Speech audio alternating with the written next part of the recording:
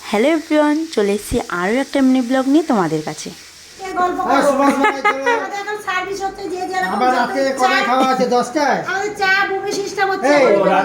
একটু আগে কাজ ছিল, এখন ফের চা বিক্রি করছে। কি বলছি